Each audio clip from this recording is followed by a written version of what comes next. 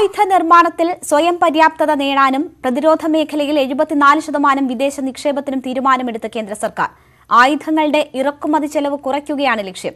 അത്യാധുനിക ആയുധങ്ങൾ മാത്രമേ ഇനി ഇറക്കുമതി ചെയ്യൂ. ആയുധ ഫാക്ടറികൾ കോർപ്പറേറ്റ് വൽക്കരിക്കുമെന്നും എന്നാൽ ഇത് സ്വകാര്യവൽക്കരണമല്ലെന്നും ധനമന്ത്രി പറഞ്ഞു. പ്രതിരോധ മേഖലയിലെ വിദേശ നിക്ഷേപം 49,000-ൽ നിന്ന്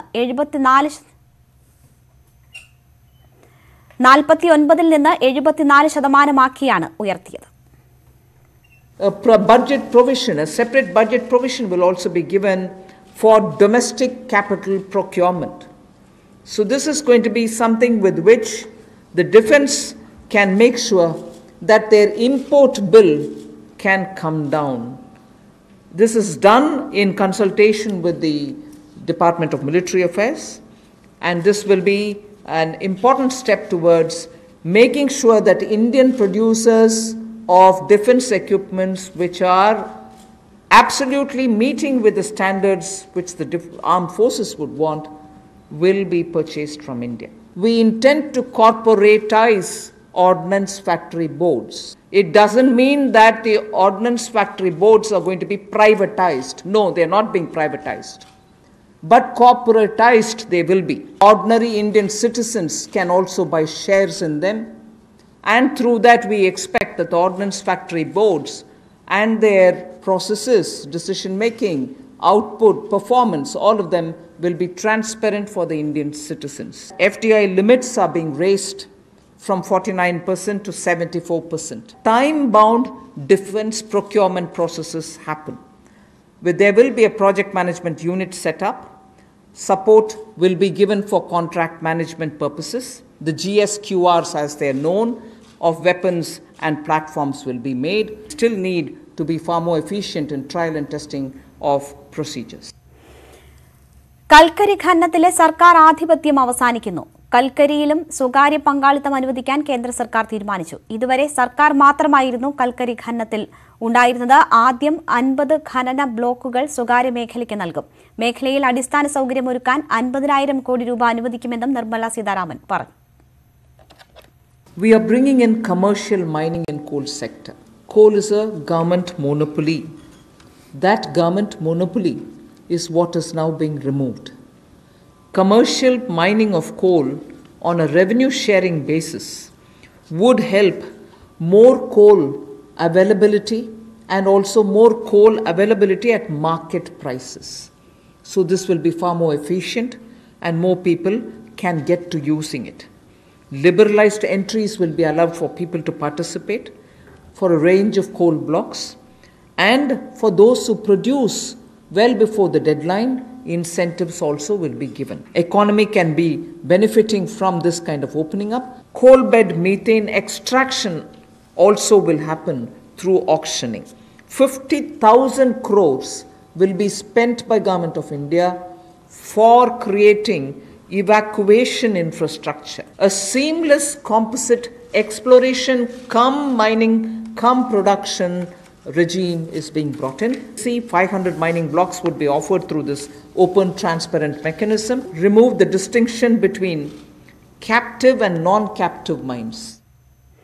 6 വിമാനത്താവളങ്ങൾ കൂടി സ്വകാര്യവൽക്കരിക്കാനും 12 വിമാനത്താവളങ്ങളിൽ സ്വകാര്യ നിക്ഷേപത്തിനും തീരുമാനം. വ്യോമപാതയിലെ നിയന്ത്രണങ്ങൾ നീക്കുമെന്നും വ്യോമപാതകൾ പരമാവധി തുറന്നുകൊടുക്കുമെന്നും ധനമന്ത്രി നിർമ്മല സീതാരാമൻ പറഞ്ഞു. വിമാനങ്ങളുടെ അറ്റകുറ്റപ്പണി കേന്ദ്രങ്ങൾ ഇന്ത്യയിൽ തന്നെയാക്കും. 13,000 കോടി രൂപയുടെ നിക്ഷേപം വിമാനത്താവളങ്ങളിൽ വരുമെന്നും 2,300 കോടി രൂപ എയർപോർട്ട് അതോറിറ്റി ഓഫ് ഇന്ത്യയ്ക്ക് ലഭിക്കുമെന്നും ധനമന്ത്രി പറഞ്ഞു. Rationalization is going to happen.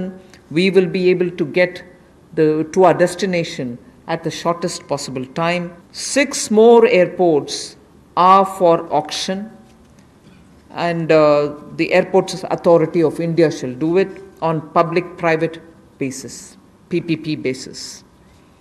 Additional investments also are likely to happen by private players in about 12 airports, which they are already holding, for better world-class facilities to be brought in.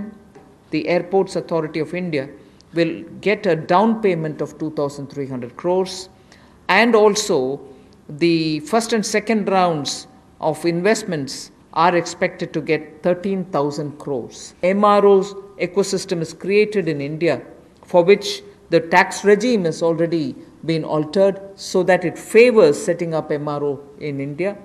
This is a major step that we want to make sure that India benefits from. And in this, not just civil aircrafts, but also defense aircrafts can also be benefiting from the MRO, which if we make India as a huge hub. ഉപഗ്രഹ വിക്ഷേപണത്തിനും സ്വകാര്യ കമ്പനികൾക്ക് അനുമതി നൽകി കേന്ദ്ര സർക്കാർ. നിലവിൽ ISROയ്ക്ക് മാത്രമാണ് ഉപഗ്രഹ വിക്ഷേപണ നിയന്ത്രണം. ബഹിരാകാശ മേഖലയിലും സ്വകാര്യ പങ്കാളിത്തം കൂട്ടും. ഉപഗ്രഹ വിക്ഷേപണ മേഖലയിൽ സ്വകാര്യ കമ്പനികൾക്ക് പ്രവർത്തിക്കാമെന്നും ധനമന്ത്രി നിർമ്മല സീതാരാമൻ പറഞ്ഞു. A lot of individuals and startups have spent a lot of time developing space-related technologies. Unfortunately, because of the Indian regulations, they are even unable to use ISRO's available facilities for even testing their products. So what we want to do now, in order to provide level playing field for private companies, satellite launches and space-based services, we will make a provision for them to benefit from the assets which are available with the ISRO and for India to benefit from it. We'll also provide predictable policy and regulatory environment for private players. We want them to be co-travelers with us, and therefore private sector is being encouraged. And also for future projects for planetary explorations and outer space travel, it will also be open for private sector. So in short, private sector is being given a good access to this space area where both government and private sector can work for a better Atmanirbhar Bharat. ഇനിയുമുണ്ട് സ്വകാര്യവൽക്കരണ തീരുമാനങ്ങൾ. ധാതു ഖനനത്തിലും സ്വകാര്യ പങ്കാളിത്തം അനുവദിക്കും. കേന്ദ്രഭരണ പ്രദേശങ്ങളിലെ ഊർജ്ജ വിതരണ കമ്പനികളും സ്വകാര്യവൽക്കരിക്കും. ആണവ റിയാക്ടർ പൊതു സ്വകാര്യ പങ്കാളിത്തത്തോടെ നിർമ്മിക്കുമെന്നും ധനമന്ത്രി നിർമ്മല സീതാരാമൻ പറഞ്ഞു. വിവരങ്ങളുമായി ബിസിനസ് ഡെസ്കിൽ നിന്ന് അനൂപ് പരമേശ്വരൻ ചേരുകയാണ്. അനൂപ്, സാമ്പത്തിക ഘടനയിൽ മാറ്റം ഉണ്ടാകും എന്ന ആമുഖത്തോടെയാണ് ധനമന്ത്രി വാർത്താ സമ്മേളനം തുടങ്ങിയത്. 8 മേഖലകളിലെ പ്രഖ്യാപനങ്ങളാണ് ഇന്നുണ്ടായത്. അതിൽ മിക്കതിലും സ്വകാര്യ പങ്കാളിത്തത്തിന് ഊന്നൽ എന്ന് വരുന്നു. രാജ്യത്തിന്റെ സാമ്പത്തിക ഘടനയിൽ, സാമ്പത്തിക രംഗത്ത് എന്തൊക്കെ മാറ്റങ്ങൾ ഉണ്ടാക്കാൻ പോകുന്നതാണ് ഈ പ്രഖ്യാപനങ്ങൾ? രേണുക, രാജ്യ ചരിത്രത്തിലെ ഏറ്റവും നിർണായകമായ 1 മണിക്കൂർ എന്ന് ഒരുപക്ഷെ വിളിക്കേണ്ടി വരും. സ്വതന്ത്ര ഇന്ത്യയുടെ ചരിത്രത്തിൽ ഉണ്ടായിട്ടുള്ള ഏറ്റവും വലിയ സാമ്പത്തിക ഘടനാ പരിഷ്കാരങ്ങളാണ് കഴിഞ്ഞ 1 മണിക്കൂർ കൊണ്ട് ധനമന്ത്രി നിർമ്മല സീതാരാമൻ പ്രഖ്യാപിച്ചിരിക്കുന്നത്. 1991 മുതൽ 2000 വരെയുള്ള 2020 വരെയുള്ള കാലത്തൊന്നും തൊടാൻ കഴിയാതിരുന്ന, അതായത് വിശുദ്ധമെന്ന് കരുതി മാറ്റിവെച്ചിരുന്ന ധാതുക്കളിലും കൽക്കരി ഉൾപ്പെടെയുള്ള ഉൽപ്പന്നങ്ങളിലും ഖനികളിലും കൈവച്ചിരിക്കുന്നു. ഈ ഖനികളും ധാതുക്കൾ, അതായത് മിനറൽസ് ആയിട്ടുള്ള മാഗ്നറ്റ്, ബോക്സൈറ്റ് ഉൾപ്പെടെയുള്ള ഉൽപ്പന്നങ്ങളെല്ലാം സ്വകാര്യവൽക്കരിക്കാൻ തീരുമാനിച്ചിരിക്കുകയാണ്. ഇതൊരു പക്ഷേ രാജ്യ ചരിത്രത്തിൽ ഇതുവരെ സർക്കാർ നിയന്ത്രണത്തിൽ മാത്രമാണ് കൽക്കരി ഖനനം ഉൾപ്പെടെ നടന്നിട്ടുള്ളത്. ഇനി സ്വകാര്യ മേഖലയ്ക്ക് ആദ്യഘട്ടത്തിൽ 50 കൽക്കരി ഖനികൾ സ്വകാര്യ മേഖലയ്ക്ക് നൽകുന്നു. ഈ ഒരു പ്രഖ്യാപനം ഉണ്ടാക്കാൻ പോകുന്ന, അതിൽ തൊഴിൽ എടുക്കുന്ന ലക്ഷക്കണക്കിന് ആളുകൾ, അതിനെ ആശ്രയിച്ച് ജീവിക്കുന്ന ലക്ഷങ്ങൾ, അത് ഉൽപ്പാദിക്കുന്ന ഊർജ്ജ ഉൽപ്പാദന കമ്പനികൾ, അങ്ങനെ ഒരു വലിയ നീണ്ട നിരയുള്ള വലിയ രാജ്യത്തിൻ്റെ വ്യാവസായിക അടിത്തറയുടെ തന്നെ ഒരു വലിയ പങ്കാണ് ഈ ഖനികൾക്കുള്ളത്. ആ ഖനികൾ സ്വകാര്യവൽക്കരിക്കാൻ പ്രഖ്യാപിച്ചിരിക്കുന്നു. 50 ഖനികൾ ആദ്യഘട്ടത്തിൽ നൽകുന്നു. അത് ഒന്നാമത്തെ തീരുമാനം. 2 ധാതുക്കളുടെ കാര്യത്തിലാണ്. മിനറൽസ് എന്നുള്ളതും കൽക്കരി പോലെ തന്നെ രാജ്യത്തിൻ്റെ മാത്രം സ്വത്താണെന്നും അത് സ്വകാര്യ മേഖലയ്ക്ക് നൽകാൻ പാടില്ല എന്നും നമ്മുടെ ഭരണഘടനാപരമായി തീരുമാനിച്ചിരുന്നതാണ്. അതൊരു പക്ഷേ അതിൽ കൈവയ്ക്കാൻ ഇത്രയേറെ പരിഷ്കാരങ്ങൾ നടത്തിയിട്ടും മൻമോഹൻ സിംഗിൻ്റെ കാലത്തോ നരസിംഹറാവുവിൻ്റെ കാലത്തോ പിന്നീട് വന്ന വാജ്പേയി സർക്കാരിൻ്റെ കാലത്തോ ഒന്നും കഴിഞ്ഞിരുന്നില്ല. ഇപ്പോൾ ആ ധാതുക്കളുടെ കാര്യത്തിലും കൈവച്ചിരിക്കുന്നു. 500 ധാതുക്കളുടെ ഖനികൾ ഇനി സ്വകാര്യ മേഖലയ്ക്ക് ആദ്യഘട്ടത്തിൽ തന്നെ ലേലത്തിന് നൽകുമെന്നുള്ളതാണ് പ്രഖ്യാപനം. ഈ 2 വലിയ പ്രഖ്യാപനങ്ങൾ ഒരുപക്ഷെ ഇന്ത്യയുടെ ചരിത്രത്തിൽ തന്നെ ഇതെല്ലാം രാജ്യത്തിൻ്റെ മൊത്തം സ്വത്താണെന്നും ഇത് സർക്കാരാണ് കൈകാര്യം ചെയ്യേണ്ടതെന്നുമുള്ള ആ സങ്കല്പം തന്നെ മാറ്റിയിരിക്കുന്നു. അതുകൊണ്ടാണ് ഇതൊരു പക്ഷേ ഘടനാപരമായി സാമ്പത്തിക ഘടനയിൽ ഇന്ത്യ ചെയ്തിരിക്കുന്ന ഏറ്റവും വലിയ പ്രഖ്യാപനങ്ങളാണ് ഇത് രണ്ടും. മൂന്നാമത്തെ രണ്ടാമത്തെ കാര്യം, ഇന്ത്യയിലെ നിർമ്മിത ആയുധ ഫാക്ടറികൾ തുറന്നു കൊടുക്കുകയാണ്. ആയുധ ഫാക്ടറികൾ കോർപ്പറേറ്റ് വൽക്കരിക്കും എന്നുള്ളതാണ്. അത് വിവാദമാകാതിരിക്കാനായിരിക്കണം. അവർ പ്രൈവറ്റൈസേഷൻ അല്ല എന്ന് എടുത്തു പറയുന്നുണ്ട്. സ്വകാര്യവൽക്കരണമല്ല, ഇത് കോർപ്പറേറ്റ് വൽക്കരണമാണ് എന്ന് പറയുന്നത്. രണ്ടും തമ്മിലുള്ള വ്യത്യാസം ഇത്രമാത്രമാണ്. സ്വകാര്യവൽക്കരണം എന്ന് പറഞ്ഞാൽ പൂർണ്ണമായും സ്വകാര്യ കമ്പനികളുടെ കയ്യിലേക്ക് പോകും. കോർപ്പറേറ്റ് വൽക്കരണം എന്ന് പറഞ്ഞാൽ സ്വകാര്യ കമ്പനികളുടെ നിയന്ത്രണത്തിലുള്ള പൊതുമേഖലയിൽ തന്നെ നിലനിൽക്കുന്ന ഒരു സ്ഥാപനമായിരിക്കും. രണ്ടും തമ്മിൽ സാങ്കേതികമായി മാത്രമാണ് വലിയ വ്യത്യാസം ഉണ്ടാവുക. കാരണം പൊതുമേഖലയിൽ നിലനിൽക്കുമ്പോൾ തന്നെ സ്വകാര്യ മേഖലയിലെ കമ്പനികൾക്ക് നിയന്ത്രണമുള്ള കോർപ്പറേറ്റ് സ്ഥാപനങ്ങളായിട്ട് ആയുധ നിർമ്മാണ സ്ഥാപനങ്ങൾ മാറും. ഇത് ഒരു വലിയ മാറ്റമാണ്. മാത്രമല്ല, ഇതിനകത്ത് വളരെ പ്രധാനപ്പെട്ട ഒരു കാര്യം, വിദേശ നിക്ഷേപം വൻതോതിൽ അനുവദിച്ചിരിക്കുന്നു. 49% നിലവിൽ ആയുധ നിർമ്മാണ കമ്പനികളിൽ വിദേശ നിക്ഷേപം അനുവദിച്ചിരുന്നത്. അത് 74% വർദ്ധിപ്പിച്ചിരിക്കുന്നു. അങ്ങനെ വിദേശ നിക്ഷേപം കൂടി അനുവദിക്കുന്നതോടുകൂടി ആയുധ നിർമ്മാണത്തിലും വലിയൊരു മാറ്റം വരും. ഒപ്പം തന്നെ അതിൽ എടുത്തു പറയേണ്ട ഒരു കാര്യമുണ്ട്, ഇന്ത്യയിൽ തന്നെയായിരിക്കും ഇനി ഇന്ത്യയിൽ ഉപയോഗിക്കുന്ന ആയുധങ്ങൾ നിർമ്മിക്കാൻ പരമാവധി ശ്രമിക്കുക. വിദേശ കമ്പനികളുടെ ഇറക്കുമതി കുറയ്ക്കുകയാണ് ലക്ഷ്യമെന്ന് പറയുന്നുണ്ട്. രേണുക, ഒന്ന് തുടരുക. അനൂപ്, ഇപ്പോൾ ആസൂത്രണ ബോർഡ് മുൻ അംഗം CP ജോൺ നമ്മോടൊപ്പം ടെലിഫോൺ ലൈനിൽ ചേരുകയാണ്. ശ്രീ CP ജോൺ, വളരെ സുപ്രധാനമായ പ്രഖ്യാപനങ്ങളാണ് ധനമന്ത്രിയുടെ ഭാഗത്തു നിന്നും ഇന്ന് വാർത്താസമ്മേളനത്തിൽ ഉണ്ടായിരിക്കുന്നത്. 8 മേഖലകൾ, ബഹിരാകാശം ഉൾപ്പെടെ ആയുധ നിർമ്മാണം ഉൾപ്പെടെ ഉള്ള മേഖലകളിലേക്ക് സ്വകാര്യ പങ്കാളിത്തം വരുന്നു. ഒപ്പം കൽക്കരി ധാതു ഉൽപാദനത്തിലും സ്വകാര്യ പങ്കാളിത്തം വരുന്നു. അങ്ങനെ വളരെ സുപ്രധാനമായ തീരുമാനങ്ങൾ. എങ്ങനെ കാണുന്നു ഇതിനെ? എന്തിനാണ് എല്ലാ ദിവസവും നമ്മുടെ ധനമന്ത്രി ശ്രീമതി നിർമ്മല സീതാരാമൻ ഈ പ്രഖ്യാപനങ്ങൾ നടത്തുന്നത് എന്ന് പോലും എനിക്കിപ്പോൾ സംശയം തോന്നുകയാണ്. ഇവിടെ ഒരു സമാന്തരമായ ബജറ്റ് അവതരിപ്പിക്കലാണോ അതോ കോവിഡിനെ എങ്ങനെ പ്രതിരോധിക്കാമെന്ന് ജനങ്ങളോട് പറയലാണോ ലക്ഷ്യമെന്ന് തന്നെ ഗവൺമെന്റ് വ്യക്തമാക്കേണ്ടതായിട്ടുണ്ട്. ഈ അവസരം ഉപയോഗിച്ചുകൊണ്ട് 4 ദിവസം തുടർച്ചയായി അവരുടേതായ അജണ്ടകൾ മുന്നോട്ട് വെക്കുക എന്നല്ലാതെ സ്വകാര്യവൽക്കരണത്തിനും നമ്മുടെ ധാതു സമ്പത്തും നമ്മുടെ രാജ്യത്തിന്റെ ഭക്ഷ്യധാന്യങ്ങളും അടക്കം എല്ലാം സ്വകാര്യ കുത്തകകൾക്ക് തീറെഴുതി കൊടുക്കുക എന്ന സ്വകാര്യ അജണ്ട നടപ്പാക്കുക എന്നല്ലാതെ കോവിഡ് കൊണ്ട് ദുരിതം അനുഭവിക്കുന്ന കർഷക ജനതയ്ക്കോ അല്ലെങ്കിൽ സാധാരണക്കാർക്കോ വ്യവസായികൾക്കോ എന്തെങ്കിലും ഗൗരവമായ ഒരു പിന്തുണയും ഈ ഗവൺമെന്റ് നൽകിയിട്ടില്ല എന്ന് ആവർത്തിക്കേണ്ടി വന്നിരിക്കുകയാണ്. പലിശ സബ്സിഡി ആവട്ടെ, മുതലിന്റെ സബ്സിഡി ആവട്ടെ, ഒന്നും തന്നെ നൽകിയിട്ടില്ല. ഇന്ന് പറഞ്ഞിരിക്കുന്ന കോളിന്റെ കാര്യം, വിമാനത്താവളത്തിന്റെ കാര്യം, ആയുധ നിർമ്മാണത്തിന്റെ കാര്യം, ബഹിരാകാശ രംഗത്തുള്ള കാര്യം, ഇതൊക്കെ കോവിഡുമായിട്ട് എന്ത് പുനബന്ധമാണുള്ളത് എന്ന് നമുക്ക് അറിഞ്ഞുകൂടാ. എനിക്കിതിനെ കുറിച്ച് ഒന്നേ പറയാനുള്ളൂ. ഹൃദ്രോഗവുമായിട്ട് ഒരു രോഗിയെ എമർജൻസി വാർഡിൽ കൊണ്ടുചെന്നപ്പോൾ, അത്യാഹിത വിഭാഗത്തിൽ കൊണ്ടുചെന്നപ്പോൾ അവരോട് പോഷകാഹാരം കഴിക്കേണ്ടതിന്റെ പ്രാധാന്യവും വ്യായാമത്തിന്റെ പ്രാധാന്യവും പറഞ്ഞു മനസ്സിലാക്കാൻ ശ്രമിക്കുന്ന ഒരു ഡോക്ടറെ പോലെയാണ് നമ്മുടെ നിർമ്മല സീതാരാമൻ ഇപ്പോൾ പ്രവർത്തിച്ചുകൊണ്ടിരിക്കുന്നത്.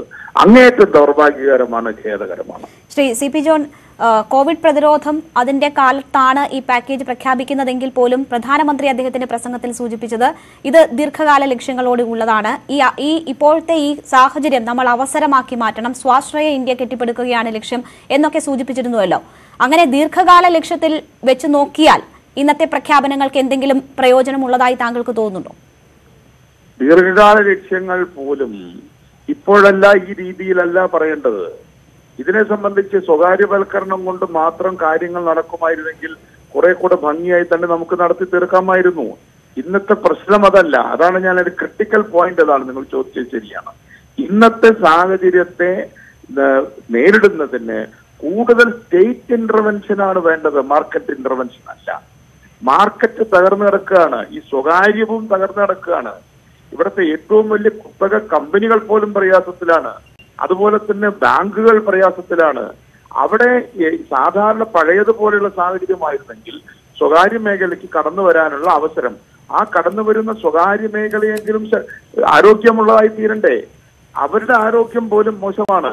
അതുകൊണ്ട് ഇവിടുത്തെ വലിയ വലിയ വൻകിട സ്വകാര്യ ബാങ്കുകൾ മുതൽ ഇവിടുത്തെ സ്വകാര്യ കമ്പനികളടക്കം, വ്യവസായങ്ങളടക്കം, മാരുതി പോലുള്ള സ്വകാര്യ കമ്പനികളടക്കം ആവശ്യപ്പെടുന്നത് സ്റ്റേറ്റ് ഇന്റർവെൻഷൻ ആണ്. മാർക്കറ്റിന്റെ ഇന്റർവെൻഷൻ ഡിമാൻഡിൽ കൂടിയാണ് ഉണ്ടാവേണ്ടത്. അതാണ് ബേസിക് പ്രോബ്ലം. ശരി, വളരെ നന്ദി ശ്രീ CP ജോൺ ഈ അവസരത്തിൽ ഞങ്ങളോട് സഹകരിച്ചതിന്. ഇപ്പോൾ ശ്രീ MC ദത്തൻ VSSC മുൻ ഡയറക്ടറാണ്. അദ്ദേഹം മുഖ്യമന്ത്രിയുടെ ശാസ്ത്ര ഉപദേഷ്ടാവ് കൂടിയാണ്. അദ്ദേഹം ടെലിഫോൺ ലൈനിൽ ചേരുകയാണ്. ശ്രീ MC ദത്തൻ, ഉപഗ്രഹ വിക്ഷേപണത്തിന് സ്വകാര്യ കമ്പനികൾക്ക് അനുമതി നൽകിയിരിക്കുകയാണ്. ISROയ്ക്ക് മാത്രമായിരുന്നു ഉപഗ്രഹ വിക്ഷേപണത്തിനുള്ള അനുമതിയും അവകാശവും ഈ കാലം അത്രയും ഉണ്ടായിരുന്നത്. അത് കൂടി കൈമാറുകയാണ്. ഈ മേഖലയിൽ ഉൾപ്പെടെ സ്വകാര്യ പങ്കാളിത്തം ഉറപ്പുവരുത്തുന്നതിനെ താങ്കൾ എങ്ങനെ കാണുന്നു? അതിന്റെ ഈ മേഖലയിൽ ഉണ്ടാക്കുന്ന മാറ്റത്തെക്കുറിച്ച് എന്താണ് തോന്നുന്നത്? ഗവൺമെന്റിന്റെ ഇപ്പോഴുള്ള ഈ തീരുമാനം വളരെ അഭിനന്ദനീയമാണ്. ശരിക്കും സ്വകാര്യ പങ്കാളിത്തം ബഹിരാകാശ ഗവേഷണ മേഖലയിൽ സ്വകാര്യ പങ്കാളിത്തം വളരെ വർഷങ്ങൾക്ക് മുമ്പേ തന്നെ ISRO തുടങ്ങിയിരുന്നു. കുറഞ്ഞ തോതിൽ ഈ കഴിഞ്ഞ 4-5 വർഷങ്ങളായിട്ട് സ്വകാര്യ പങ്കാളിത്തം വളരെ കൂടിയിട്ടുണ്ട്. പക്ഷേ ബഹുമാനപ്പെട്ട മന്ത്രി ഇന്ന് പറഞ്ഞിരിക്കുന്നത് കുറച്ചുകൂടി ഡീപ്പായിട്ട്, കുറച്ചുകൂടി ഇൻവോൾവ് ആയിട്ട് സ്വകാര്യ പങ്കാളിത്തം വേണമെന്നാണ്.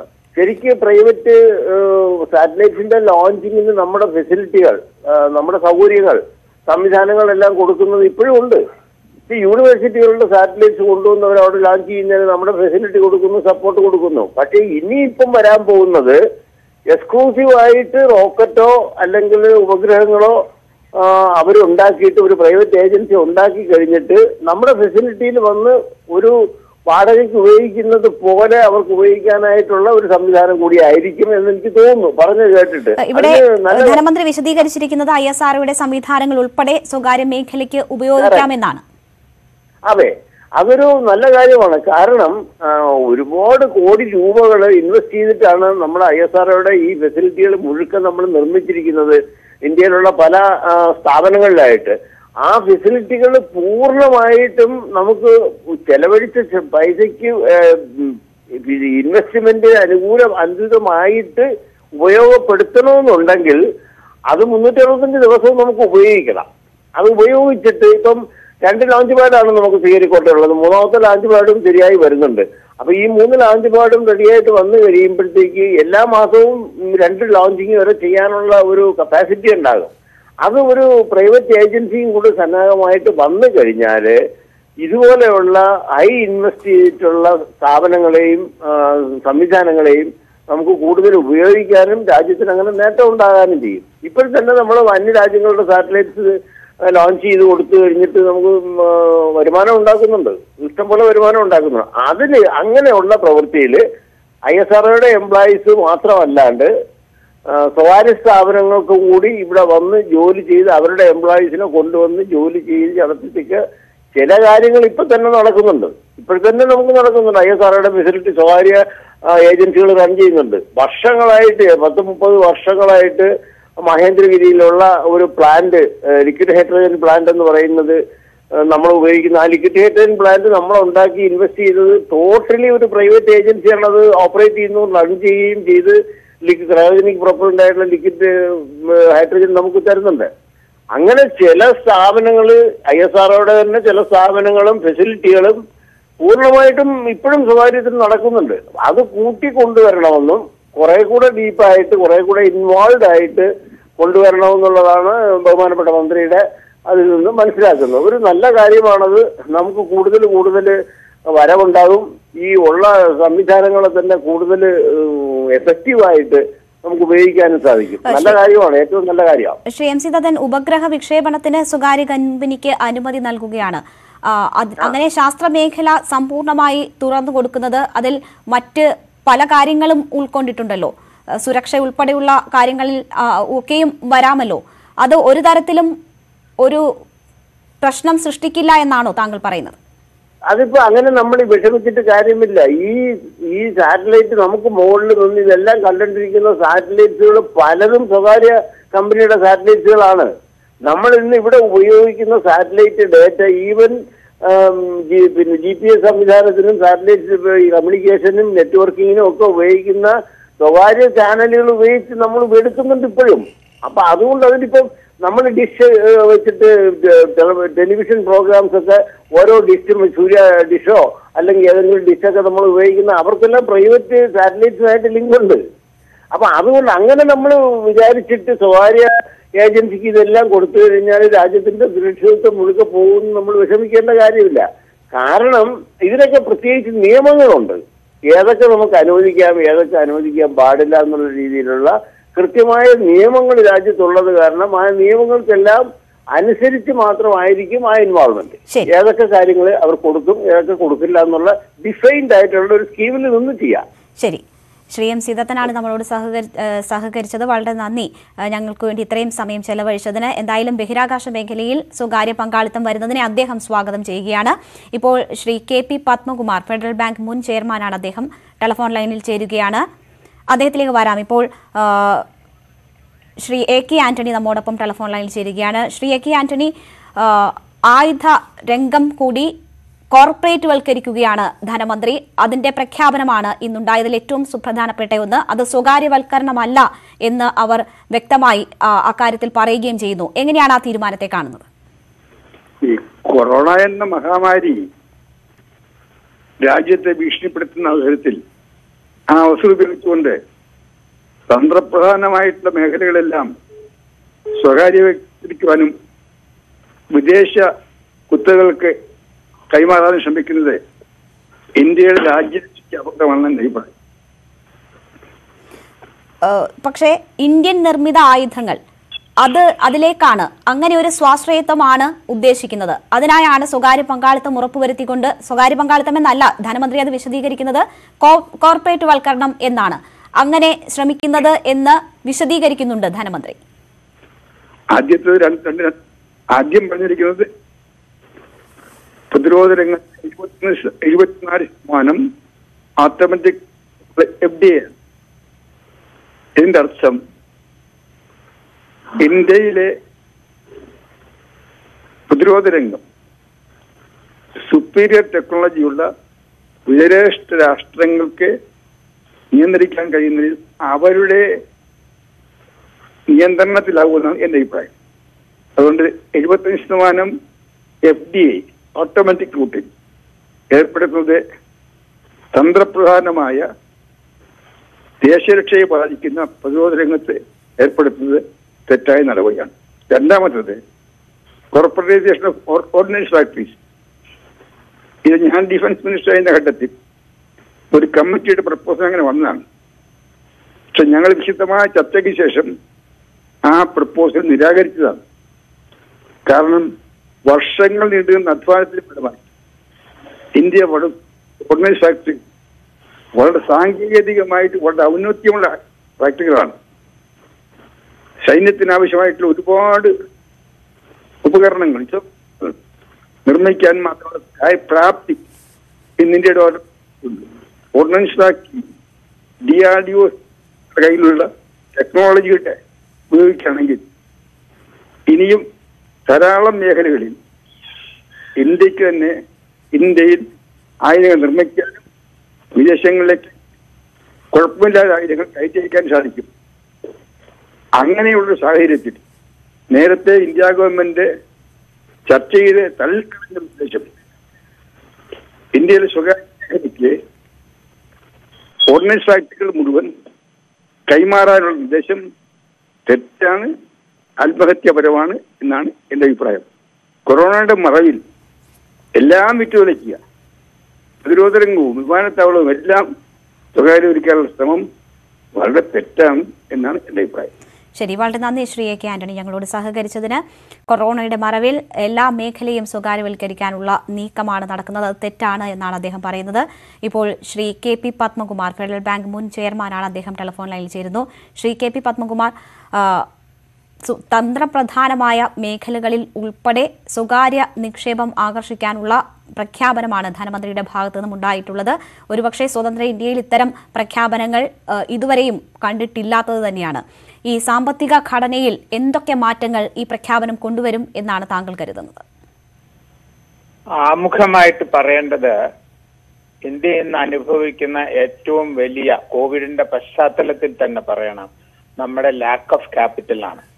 അപ്പൊ ക്യാപിറ്റൽ റേസ് ചെയ്യാൻ, ഇന്ത്യക്കകത്ത് നിന്ന് ക്യാപിറ്റൽ റേസ് ചെയ്യാനുള്ളതായ ഒരു ഒരു ആംബിയർ നമുക്ക് ഇല്ലാത്തടത്തോളം കാലം വിദേശ ക്യാപിറ്റലിനെ നമുക്ക് ആശ്രയിക്കണം.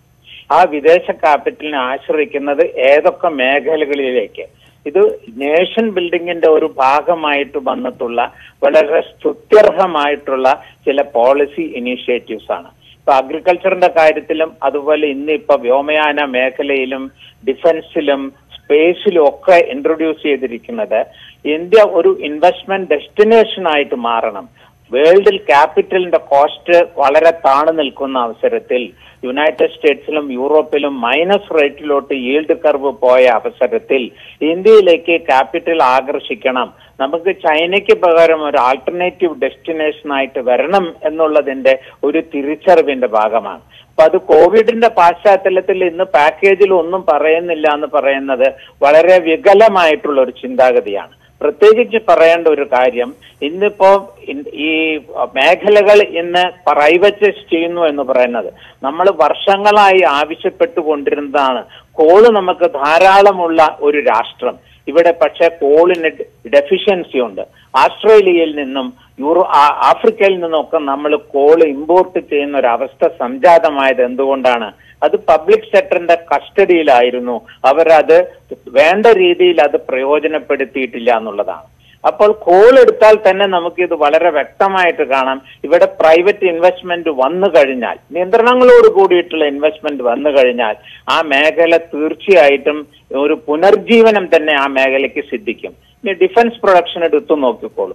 തീർച്ചയായിട്ടും നമ്മൾ ഉദ്ദേശിച്ച രീതിയിൽ കോർപ്പറേറ്റൈസേഷൻ കൊണ്ട് ഡിഫൻസ് റിസർച്ച് ഓർഗനൈസേഷന്റെ സഹായത്തോടുകൂടി നമ്മുടെ ഡിഫൻസ് ഫാക്ടറീസിനെല്ലാം അക്കൗണ്ടബിലിറ്റിയാണ് വരുന്നത്. ഇന്ത്യയുടെ പബ്ലിക് സെക്ടറിൽ നിന്ന് ഡിഫൻസിലേക്ക് വാങ്ങുന്നതിന്റെ കണക്ക് നമുക്ക് എല്ലാവർക്കും അറിയാം.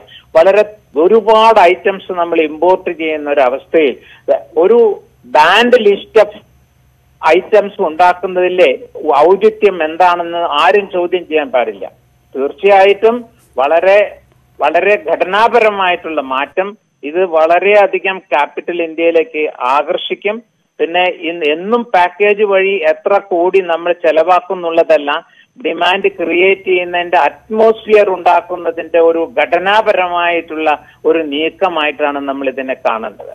ശ്രീ കെ പി പത്മകുമാർ, ഉയരുന്ന ഒരു വിമർശനം കോവിഡിന്റെ പശ്ചാത്തലത്തിൽ, താങ്കൾ തന്നെ സൂചിപ്പിച്ചതുപോലെ കോവിഡിന്റെ പശ്ചാത്തലത്തിൽ അതിന് പ്രഖ്യാപിക്കുന്ന പാക്കേജിൽ ഇത്തരം പ്രഖ്യാപനങ്ങൾ വേണമോ എന്നത് ഒന്ന്, അതിൽ താങ്കൾ അത് ഓൾറെഡി വിശദീകരിച്ചു കഴിഞ്ഞു. മറ്റൊന്ന്, ഈ ഇപ്പോഴത്തെ സാമ്പത്തിക രംഗം ഊർജ്ജസ്വലമാക്കാൻ, ഈ പ്രതിസന്ധി മറികടക്കാൻ ഏറ്റവും സാധാരണക്കാരിലേക്ക് പണം എത്തുകയാണ് വേണ്ടത് എന്നതാണ് ഈ രംഗവുമായി, സാമ്പത്തിക രംഗവുമായി അടുത്ത് നിൽക്കുന്ന എല്ലാവരും പറയുന്നത്. പക്ഷേ ധനമന്ത്രിയുടെ 3 ദിവസത്തെ പ്രഖ്യാപനം വന്നപ്പോൾ പോലും അതിന് കൃത്യമായ നിലപാടുകളോ നടപടികളോ ഇല്ല എന്നത് വിമർശനമായി ഉയരുന്നുണ്ട്. ഓഹരി വിപണികളിൽ പോലും ഒരു ചലനം സൃഷ്ടിക്കാൻ ഈ പാക്കേജുകൾക്ക് കഴിഞ്ഞില്ല എന്നതായിരുന്നു കഴിഞ്ഞ 3 ദിവസത്തെയും നില. അതായിരുന്നു ഇന്നത്തെ പ്രഖ്യാപനങ്ങൾ ഈ സാഹചര്യങ്ങളിൽ എന്തെങ്കിലും മാറ്റം വരുത്തും എന്ന് താങ്കൾ കരുതുന്നുണ്ടോ?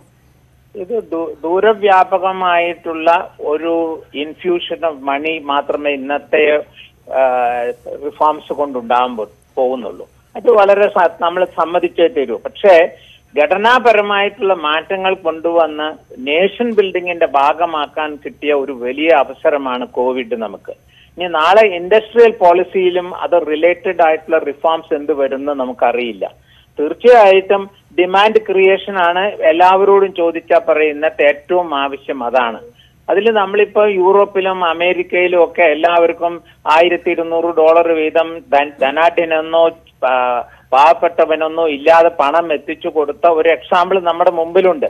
പക്ഷെ ഇന്ത്യയെ സംബന്ധിച്ചിടത്തോളം നമ്മൾ ഏറ്റെടുക്കാൻ, അങ്ങനെയുള്ള ഒരു സാഹസം ഏറ്റെടുക്കാൻ തക്കവണ്ണമുള്ള കെൽപ്പ് നമുക്കില്ല സാമ്പത്തികമായിട്ട്. അപ്പോൾ അതുകൊണ്ട് ഈ കോവിഡിന്റെ പശ്ചാത്തലത്തിൽ നമുക്കൊരു ഇൻവെസ്റ്റ്മെന്റ് ഡെസ്റ്റിനേഷനായിട്ട് ഇന്ത്യയെ മാറ്റാൻ ഉള്ള ആരംഭ നടപടികൾ, ഇന്നലെ APMC ആക്ടിന്റെ അമെന്റ്മെന്റോടുകൂടി കർഷകർക്ക് വരാൻ പോകുന്ന ദൂരവ്യാപകമായിട്ടുള്ള മാറ്റം എന്തായിരിക്കും? കാരണം കർഷകന്റെ ഏറ്റവും വലിയ പ്രശ്നം അവന് വേണ്ട വിലയ്ക്ക് സാധനം വിൽക്കാൻ പറ്റുന്നില്ല. അടിസ്ഥാനപരമായി സ്വാതന്ത്ര്യം കിട്ടിയ നാൾ മുതൽ 1954 തൊട്ടിട്ട് നമ്മൾ ആവശ്യപ്പെട്ടുകൊണ്ടിരുന്നതാണ് ഈ APMC ആക്ട് ഒന്ന് അമെന്റ് ചെയ്ത് കിട്ടണം, എസെൻഷ്യൽ കമ്മോഡിറ്റീസ് ആക്ട് അമെന്റ് ചെയ്ത് കിട്ടണം. ഇത്തരത്തിലുള്ള ഘടനാപരമായ മാറ്റങ്ങൾ കൊണ്ട് കർഷകന് തീർച്ചയായിട്ടും അവന്റെ കയ്യിൽ പണം വരുന്നത് അത് കോവിഡിനെ നേരിടുന്നതിനുള്ള ഒരു അസ്ത്രമല്ലേ? തീർച്ചയായിട്ടും അത്തരത്തിലുള്ള ഒരു അസ്ത്രമാണ്. അപ്പോൾ ആ രീതിയിൽ നമുക്ക് പണം കൈയച്ചു കൊടുക്കാവുന്ന രീതിയിലുള്ള ഒരു ഡിമാൻഡ് ക്രിയേഷൻ ഉണ്ടാക്കാനുള്ളതിന് പകരം ഘടനാപരമായ മാറ്റങ്ങളിൽ കൂടി ഡിമാൻഡ് ക്രിയേഷൻ എന്നുള്ള ഉയർന്ന സാമ്പത്തിക ചിന്ത ഇതിന്റെ പിന്നിലുണ്ടെന്നാണ് എനിക്ക് തോന്നുന്നത്. ശരി, വളരെ നന്ദി Shri KP Padmakumar. Federal bank മുൻ ചെയർമാനാണ് അദ്ദേഹം, നമ്മളോട് സഹകരിച്ചതിന്. എന്തായാലും ഇപ്പോഴത്തെ നിർദ്ദേശങ്ങളെയും പ്രഖ്യാപനങ്ങളെയും അദ്ദേഹം സ്വാഗതം ചെയ്യുകയാണ്. ദീർഘകാല അടിസ്ഥാനത്തിൽ രാജ്യത്തിന് ഗുണം ചെയ്യുന്ന പ്രഖ്യാപനങ്ങൾ എന്നാണ് അദ്ദേഹം പറയുന്നത്. നമുക്ക് ബാറുകളിൽ മദ്യം പാഴ്സൽ നൽകുന്നത് സർക്കാരും ബാറുടമകളും തമ്മിലുള്ള കച്ചവടമാണെന്ന പ്രതിപക്ഷ ആരോപണം തള്ളി ബാറുടമകൾ. പഴയ ഓർമ്മയാണ് പ്രതിപക്ഷത്തിനെന്നും എന്തും പറയുമെന്നും federation of Kerala hotel association president V Sunilkumar പറഞ്ഞു. റീറ്റെയിൽ ഔട്ട്ലെറ്റ് ചോദിച്ചിട്ടില്ലെന്നും നടത്താൻ താൽപര്യമില്ലെന്നും ബാറുടമകൾ വ്യക്തമാക്കുന്നു. ബാറിലെ കൗണ്ടർ സ്ഥിരം സംവിധാനമാക്കില്ലെന്നും സുനിൽകുമാർ ന്യൂസ് 18നോട് പറഞ്ഞു. ഞങ്ങൾക്കിപ്പോൾ ഇപ്പം റീറ്റെയിലായിട്ട് വിൽക്കാനുള്ളൊരു ഇത് ഗവൺമെൻറ് ഇത് നോട്ടിഫിക്കേഷൻ ആയിട്ടുണ്ട്. പക്ഷേ ഞങ്ങളെ സംബന്ധിച്ച് ഞങ്ങൾക്ക് ബാർ തുറന്നു തരണം എന്നുള്ളതാണ് ഞങ്ങളുടെ ആവശ്യം. ഞങ്ങൾക്ക് ഇത് റീറ്റെയിൽ ഷോപ്പ് വിറ്റുകൊണ്ട് ഞങ്ങളുടെ ഇത്രയും തൊഴിലാളികളെയും ഇലക്ട്രിസിറ്റി മറ്റു കാര്യങ്ങളെല്ലാം ഭയങ്കര വാരിച്ച ചിലവാണ്. അത് നടപ്പിലാക്കി കൊണ്ടുപോകാൻ കഴിയില്ല. പ്രതിപക്ഷം ഈ എന്ത് വേണം പറയാമല്ലോ, എല്ലാ ദിവസവും ഓരോന്നും പറയില്ല. അതിൻ്റെ കൂട്ടത്തിൽ പറയുന്നത് പിന്നെ പഴയ ഓർമ്മകളുണ്ടാവും, പലതും വെച്ചിട്ടായിരിക്കും അവർ പറയുന്നത്. വി അരുൺ വിവരങ്ങളുമായി ചേരുന്നു. അരുൺ, പഴയ കാലം ഓർമ്മിപ്പിച്ചുകൊണ്ടാണ് പ്രതിപക്ഷത്തിന് ബാർ ഉടമകൾ മറുപടി നൽകുന്നത്. സർക്കാരിന്റെ നീക്കത്തെ അവരെങ്ങനെയാണ് കാണുന്നത്? എന്താണ് അവരുടെ പ്രതികരണം? രേണുക, ഇന്നലെയാണ് സംസ്ഥാനത്തെ ബാറുകളിൽ നിന്നും മദ്യം പാഴ്സൽ നൽകാനുള്ള അനുമതി നൽകിക്കൊണ്ടുള്ള വിജ്ഞാപനം ഇറക്കിയത്. ആബ്കാരി ചട്ട ഭേദഗതി ചെയ്തുകൊണ്ടാണ് ഇത്തരം വിജ്ഞാപനം ഇറക്കിയത്. ഈ വിജ്ഞാപനം സർക്കാർ ആലോചിക്കുമ്പോൾ തന്നെ പ്രതിപക്ഷം ശക്തമായ വിമർശനവുമായി രംഗത്ത് വന്നിരുന്നു. ബാറുടമകളും സർക്കാരുമായുള്ള ഒത്തുകളിയുടെ ഭാഗമാണ് ഇത്തരം ഒരു നീക്കമെന്നായിരുന്നു സർക്കാരിൻ്റെ പ്രതിപക്ഷത്തിൻ്റെ ആരോപണം. ആ ആരോപണങ്ങളെ പൂർണ്ണമായും തള്ളുകയാണ് ബാറുടമകൾ ഇപ്പോൾ ചെയ്തിരിക്കുന്നത്. അത്തരത്തിലൊരു കള്ളക്കളിയുമില്ല, അഴിമതി പതിപ്പില്ല. കാരണം ബാറുടമകൾക്ക് ബാറിലൂടെ ബാർ നിരക്കിൽ മദ്യം വിൽക്കാനാണ് താല്പര്യം, ബിവറേജ് നിരക്ക് വിൽക്കാൻ താല്പര്യമില്ല. അതുകൊണ്ട് തന്നെ ബാറുകളിലൂടെ എത്രയും വേഗം ബാറുകൾ തുറന്ന് സംസ്ഥാനത്ത് ബാറുകൾ തുറന്ന് അവിടെ മദ്യവിൽപ്പനയ്ക്കുള്ള അനുമതി നൽകണമെന്നാണ് ബാർ ഉടമകളുടെ ആവശ്യം. പ്രതിപക്ഷത്തിന്റെ ആരോപണങ്ങളെ പൂർണ്ണമായും തള്ളുകയാണ് ബാർ ഉടമകൾ. മാത്രമല്ല, കഴിഞ്ഞ UDF സർക്കാർ കാലത്തെ ബാർ അഴിമതിയെ സൂചിപ്പിച്ചുകൊണ്ടാണ് UDFന് പഴയകാല കാര്യങ്ങൾ ഓർമ്മ വന്നാകാമെന്ന വിമർശനം കൂടി ബാർ അസോസിയേഷന്റെ ബാർ ഉടമകളുടെ സംഘടനയുടെ പ്രസിഡന്റ് സുനിൽകുമാർ ഉന്നയിച്ചത്. വി അരുണാണ് വിവരങ്ങൾ നൽകിയത്. ഇപ്പോൾ സംസ്ഥാനത്ത് ഇന്ന് 11 പേർക്ക് കോവിഡ് സ്ഥിരീകരിച്ചിരിക്കുന്നു എന്ന വാർത്തയാണ് വരുന്നത്. ഇന്നലെ 16 പേർക്കായിരുന്നു രോഗം സ്ഥിരീകരിച്ചത്. കഴിഞ്ഞ ദിവസങ്ങളിൽ കൂടുതൽ എണ്ണം 26, 16 എന്ന നിലയ്ക്കൊക്കെയായിരുന്നു കോവിഡ് സ്ഥിരീകരിച്ചത്. ഇന്ന് 11 പേർക്കാണ് രോഗം സ്ഥിരീകരിച്ചിരിക്കുന്നത്. കോഴിക്കോട് 3 പേർക്ക്, പാലക്കാട്, മലപ്പുറം ജില്ലകളിൽ 2 പേർക്കുമാണ് രോഗം സ്ഥിരീകരിച്ചിരിക്കുന്നത്. ഇന്ന് 4 പേർക്ക് രോഗം ഭേദമായിട്ടുമുണ്ട്. TG സജിത്ത് വിവരങ്ങളുമായി ചേരുന്നു. സജിത്ത്, ഇന്ന് മുഖ്യമന്ത്രിയുടെ വാർത്താസമ്മേളനം ഉണ്ടായിരുന്നില്ല, സ്റ്റേറ്റ്മെന്റ് ആണ് ഇറങ്ങിയിട്ടുള്ളത്. എന്തൊക്കെയാണ് ഇന്നത്തെ സാഹചര്യം സംബന്ധിച്ച് അതിൽ പറയുന്നത്?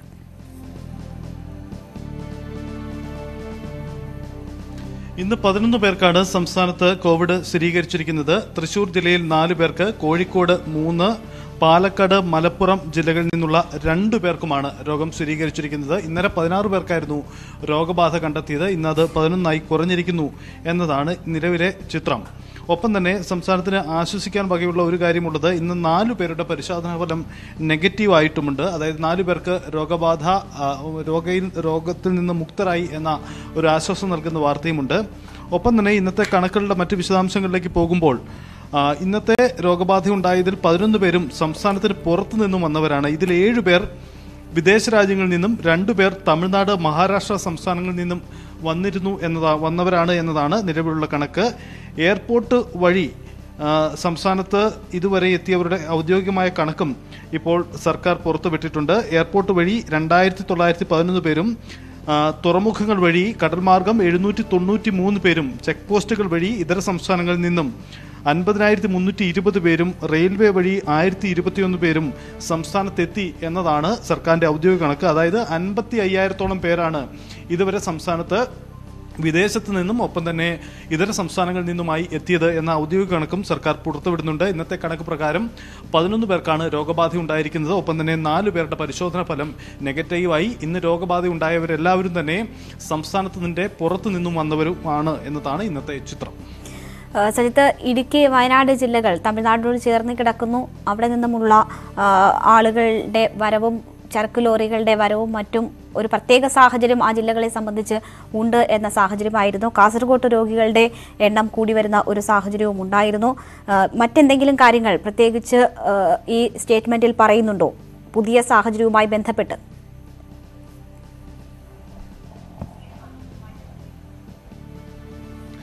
സംസ്ഥാനത്തിന്റെ വിവിധ ജില്ലകളിലായി ഇപ്പോൾ നിരീക്ഷണത്തിലുള്ളവരുടെ കണക്ക് 56,000 എന്നതാണ്. ഒപ്പം തന്നെ ഹോട്ട്സ്പോട്ടുകളുടെ എണ്ണത്തിലും ഇത്തവണ മാറ്റമുണ്ടായിട്ടുണ്ട്. ഇന്നത്തെ കണക്ക് കൂടി പരിഗണിച്ചുകൊണ്ടാണ് ഹോട്ട്സ്പോട്ടുകളുടെ എണ്ണത്തിലും മാറ്റമുണ്ടായിരിക്കുന്നത്.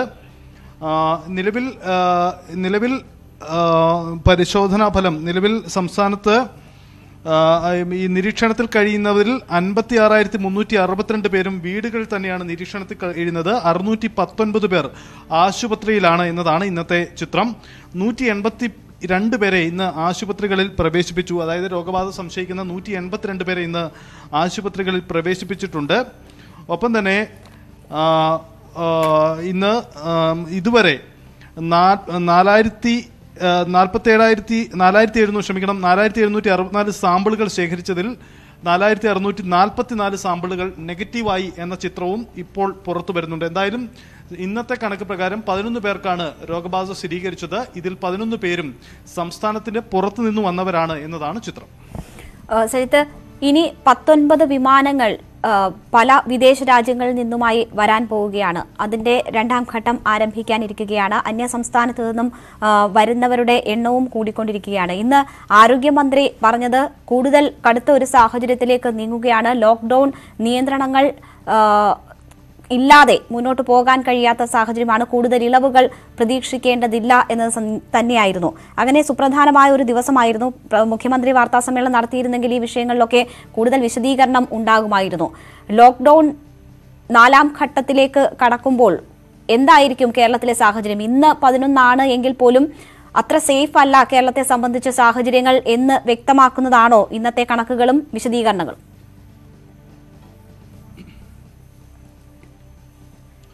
രാവിലെ മുതൽ ഈ ആരോഗ്യമന്ത്രി നൽകിയ വിശദീകരണത്തിലടക്കം വ്യക്തമാക്കുന്ന ഒരു പ്രധാനപ്പെട്ട കാര്യം സംസ്ഥാനത്തെ രോഗാവസ്ഥ സംബന്ധിച്ച് അല്ലെങ്കിൽ രോഗപ്രതിരോധ പ്രവർത്തനങ്ങൾ സംബന്ധിച്ച് ഒരു നിർണായക ഘട്ടമാണ്. കാരണം ഇന്നത്തെ കണക്കുകളടക്കം നൽകുന്ന സൂചനകളിലൂടെയും അത് വ്യക്തമാണ്. അതായത് സംസ്ഥാനത്തിന് പുറത്തു നിന്നും, അത് വിദേശങ്ങളിൽ നിന്നുമായും ഇതര സംസ്ഥാനങ്ങളിൽ നിന്നുമായും നിരവധി പേരാണ് കഴിഞ്ഞ ദിവസങ്ങളിൽ എത്തിയിരിക്കുന്നത്. അതായത് ഏകദേശം 1,00,000-ഓളം പേർ സംസ്ഥാനത്ത് എത്തി എന്നതാണ് സർക്കാരിന്റെ ഔദ്യോഗിക കണക്ക് തന്നെ. വരും ദിവസങ്ങളിൽ കൂടുതൽ പേർ വരാനുമിരിക്കുന്നു. ഈ ഒരു സാഹചര്യത്തിൽ നിലവിൽ സംസ്ഥാനത്ത് ഉണ്ടായിരുന്ന രോഗപ്രതിരോധ സംവിധാനങ്ങൾ എത്ര കണ്ട് നമുക്ക് മതിയാവും എന്ന ഒരു ആശങ്ക പൊതുവിൽ ആരോഗ്യ പ്രവർത്തകരെ അടക്കമുണ്ടാവുന്നുണ്ട്. കാരണം കൂടുതൽ പേരിൽ രോഗബാധ ഉണ്ടാകുന്നു എന്നതാണ് സാഹചര്യം. ഇന്ന് കേസ് റിപ്പോർട്ട് ചെയ്ത 11 പേരും ഈ തരത്തിൽ പുറത്തുനിന്ന് വന്നവരാണ് എന്നതാണ് ചിത്രം. സ്വാഭാവികമായും അത് അവരിലേക്ക് മാത്രം രോഗം ഒതുക്കി നിർത്തിക്കൊണ്ട് അവരെ ജീവിതത്തിലേക്ക് തിരിച്ചു കൊണ്ടുവരിക, ഒപ്പം തന്നെ കൂടുതൽ പേരിലേക്ക് രോഗബാധ ഉണ്ടാവാതിരിക്കാനുള്ള മുൻകരുതൽ നടപടികൾ സ്വീകരിക്കുക. ഇതാണ് സർക്കാരിന് മുന്നിലുള്ള വലിയ വെല്ലുവിളി. കാരണം സമ്പർക്കം പരമാവധി ഒഴിവാക്കിക്കൊണ്ട് രോഗപ്രതിരോധത്തിന്റെ അടുത്ത ഘട്ടത്തിൽ എത്ര കണ്ട് ഭദ്രമായി കേരളത്തിൽ മുന്നോട്ട് പോകാൻ കഴിയും, അതിലേക്കാണ് ഇപ്പോൾ സംസ്ഥാനം ശ്രദ്ധയൂന്നുന്നത്. ഏറ്റവും ഒടുവിൽ ആരോഗ്യ പ്രവർത്തകരും സർക്കാരും അടക്കം വിശദീകരിക്കുന്ന ഒരു പ്രധാനപ്പെട്ട കാര്യവും അതാണ്. അതുകൊണ്ട് തന്നെയാണ് രോഗപ്രതിരോധ പ്രവർത്തനങ്ങളുടെ ഒരു സങ്കീർണവും നിർണായകവുമായ ഒരു ഘട്ടത്തിലൂടെയാണ് കേരളം പോകുന്നത് എന്ന് നമുക്ക് പറയേണ്ടി വരും. ശരി, എന്തായാലും ഇന്നത്തെ കോവിഡ് സാഹചര്യം നോക്കിയാൽ 11 പേർക്കാണ് പുതുതായി രോഗം സ്ഥിരീകരിച്ചിരിക്കുന്നത്. ഈ 11 പേരും കേരളത്തിന് പുറത്തുനിന്ന് വന്നവരാണ് എന്നതാണ് യാഥാർത്ഥ്യം. കഴിഞ്ഞ ദിവസത്തേക്കാൾ കേസുകളുടെ എണ്ണം കുറഞ്ഞു എന്ന ഒരു ആശ്വാസം കൂടി ഇന്നത്തെ കണക്കുകളിൽ ഉണ്ട്. ടി ജി സജിത്താണ് വിവരങ്ങൾ നൽകിയത്.